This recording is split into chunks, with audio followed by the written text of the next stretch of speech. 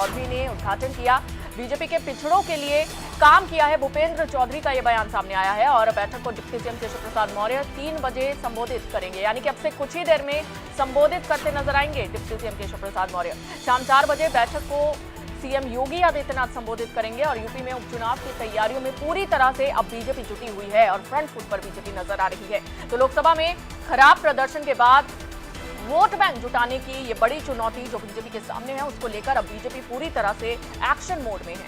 तो ये बड़ी जानकारी आपको दे रहे हैं। शाम 4 बजे बैठक को मुख्यमंत्री योगी आदित्यनाथ संबोधित करेंगे और अब से कुछ ही देर में इस बैठक को डिप्टी सीएम केशव प्रसाद मौर्य संबोधित करते नजर आएंगे। तो ये बड़ी खबर, लखनऊ में बीजेपी ओबीसी मोर्चा की प्रदेश कार्य समिति की जो बैठक है वो शुरू हो चुकी है। बीजेपी प्रदेश अध्यक्ष भूपेंद्र चौधरी ने इस बैठक का उद्घाटन किया और कहा कि बीजेपी ने पिछड़ों के लिए काम किया है।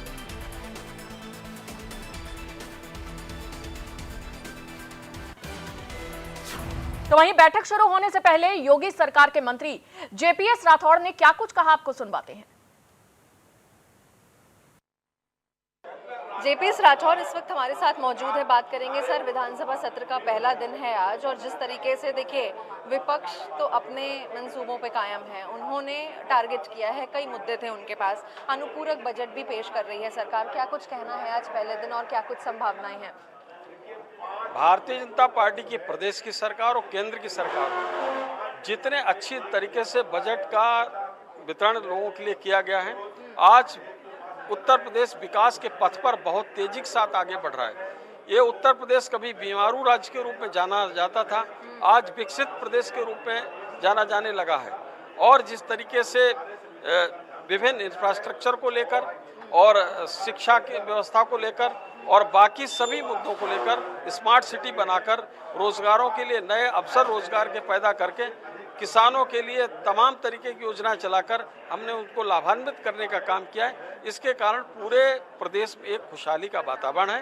विपक्ष उसमें रंग में भंग डालने का काम कर रहा है। विपक्ष आरोप लगातार लगा रहा है कि महंगाई नहीं खत्म कर रही है सरकार, बाढ़ में जूझने के लिए इनके पास तरीके नहीं है। साथ ही इस बार जो बजट आया है केंद्र में वो कुर्सी बचाओ बजट ज्यादा लग रहा है। किस चीज पे महंगाई है बताएं, किस चीज पे महंगाई? अगर वो कहते हैं दाल पे महंगाई है, वो कहते हैं कि आटा महंगा हो रहा है, तो अब ये एक तरफ ये बताएं कि वो किसानों के हित की बात कर रहे हैं कि दूसरे हित की बात कर रहे हैं। अगर कुछ दालें महंगी होगी, अगर आटा महंगा होगा तो किसान को उसका कुछ न कुछ लाभ मिलेगा। तो एमएसपी बढ़ रही है तो ये सब चीज़ें भी थोड़ी बहुत बढ़ेगी। लेकिन जिस तरीके से महंगाई की बात अगर करें तो इनकी समय कांग्रेस की सरकार थी और सपा की सरकार जिस समय थी, केंद्र में कांग्रेस और यहाँ पर मुद्रास्फीति की दर के चर्चा हर दिन अखबारों में इलेक्ट्रॉनिक मीडिया में होती थी। आज मुद्रास्फीति की दर की चर्चा कहीं भी इलेक्ट्रॉनिक